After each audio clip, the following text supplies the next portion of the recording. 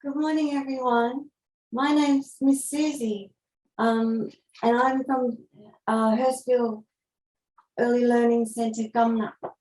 I saw you last time, 2 weeks ago. We did some craft. Do you remember me? We did some, what was it called? We did pet. If you saw a rescue cat or dog or something, an animal that you rescued, you could make a house. We had a box and we decorated it. It was International Rescue Pet Day. So, but this week we're talking about Anzac Day. So on the weekend, on Monday, there was Anzac Day. And you might have heard your parents talking about Anzac Day because it was a long weekend, and your parents or grandparents would have probably had the day off, and there was a day off at childcare, and it seemed it would be hard to understand for some children. The children here didn't know what Anzac Day was, but some children knew what Anzac Day was, because their grandparents and uncles and fathers marched in the Anzac Day parade. And it's hard to understand, but we have books to teach us about Anzac Day. And we've been celebrating at Hurstville Gumnut with Anzac Day cookies and reading about it in books and doing craft with decorating with poppies, which Anzac Day poppies are something that all the world over uses to commemorate poppies as the sign of world war commemoration for soldiers. So that's what poppies are for. So it's a big topic. But here are pictures of our children making the craft with poppies. I don't know if you can see there. They're doing craft, and we say, lest we forget on Anzac Day, so that we don't forget our soldiers on Anzac Day that fought in our wars to protect our country for freedom. So today I'm going to read the book called Anzac Ted that might explain it a bit better for young children to understand about remembering our war heroes at wartime. So this book is called Anzac Ted.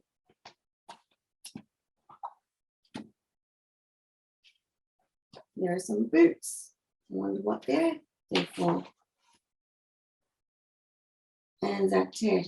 He's got a bandage on his eye, and a little helmet, and green coat. And Anzac Ted's a scary bear, and I can tell you why. He's missing bits, his tummy splits, he only has one eye. Oh dear. His fur is torn and dirty, and he hasn't any clothes. He doesn't hear with just one ear. He should have two of those. His head is kind of wobbly, and his legs are rather slow. Perhaps it's due to one or two encounters with a foe. A foe is an enemy, someone that he had a fight with. Oh no. I put him in the washer and I tried to get him clean, but Anzac clings to brass and strings and things I've never seen. That's a bit funny, isn't it? There he is in the washing machine. Show and tell today. We had show and tell this week. He frightens all the children, making show and tell a mess. I don't know. I don't know why some start to cry, but reckon I can guess. Oh dear. That's in big school, that picture, I think.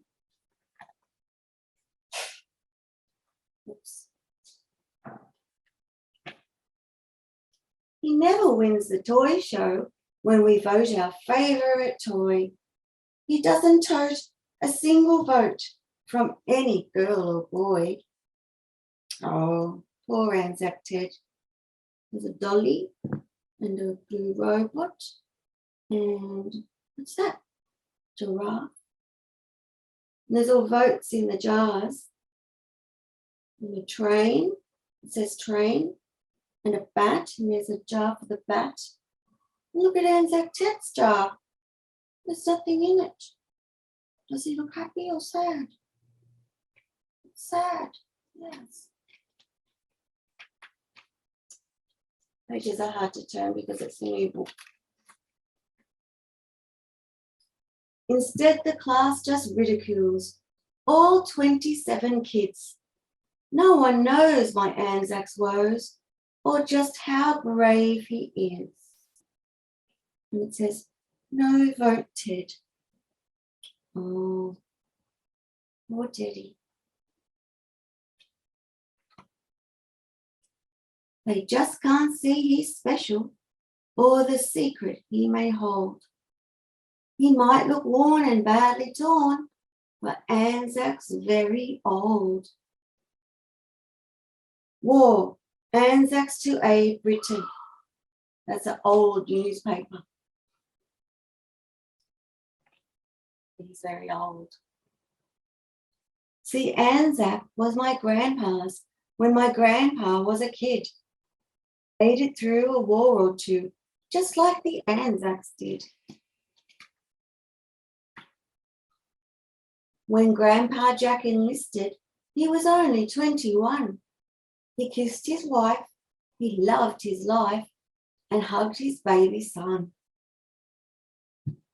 Then Grandma packed a teddy bear, the bear he called his own. For luck, she said, take Anzac Ted. I know he'll bring you home. That was nice. He's all shiny and new and cute there. With a nice big bow. So Anzac Ted went off to war from Africa to Greece. And in each tent that Anzac went, he gave our soldiers peace. So he's coming from Australia and he's going around the world in the past, a long time ago. And there he is in someone's backpack. He soon became their mascot, and despite the diggers' dread, they knew that they would make it through alongside Anzac Ted.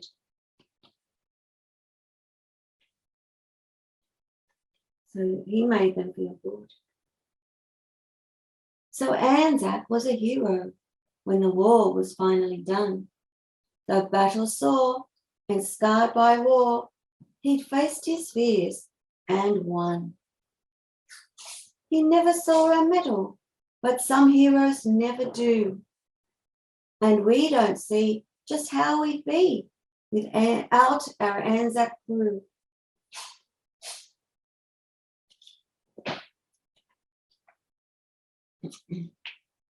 I know he isn't pretty, and some people roll their eyes. But if they see, like you and me, through Anzac's in disguise, look, he's got a smiley face there. He's not sad. They'd see a hero, plain as day, who sits upon my bed. A hero who saved me and you. His name is Anzac Ted. And there's a little description at the end. And look at if mum or dad read this book with you at home, you can get it at the library. I got mine at the bookshop. And there's also, this is a lovely book too. I'm not going to read it now, but this is called Lest We Forget. And it's a beautiful book. I'll just flick through, but it shows a little boy when he was young, talking about when he was little, and he was his mum's brave little soldier. And then he went to war and talks about when he was at the war and compares it to when he was little. And it's got a beautiful ending. And it talks about he's the granddad now, and he's talking through his grandson. It's a beautiful book about lest we forget. So I bought both of those. If you wanted to read those one day from the library about Anzac Day, they're lovely for young children and lovely copy craft. And Anzac biscuits, that's how we celebrated Anzac Day. So now we're going to a song. Thank you.